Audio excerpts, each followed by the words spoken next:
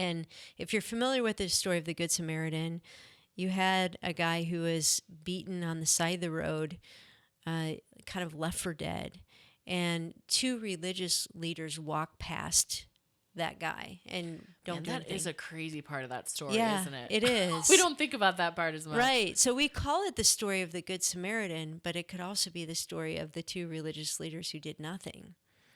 And that one's not as catchy no, as it's the not. Good Samaritan. But when you think about it, Jesus is talking to religious leaders, and he's using what they would consider to be a pagan as a lesson to them, that like even this person who doesn't know God had enough compassion to go out of his way to help somebody who was hurting and take him to a hospital and pay his bills.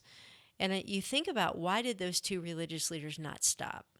And we're not told why, we have to sort of imply, but there are two ideas that I had of why that I think directly relate to why Christians often aren't the people who stop to help somebody who's really hurting. The first one is I imagine that one of these religious leaders had somewhere he had to go. Literally, that was my first thought. Yeah.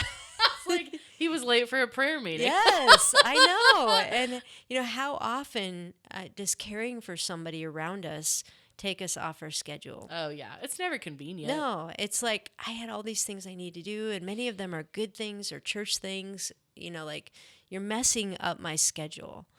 And walking with somebody who's hurting, spending time like talking to a neighbor, like those sort of things, they take you out of what you think is important to get done.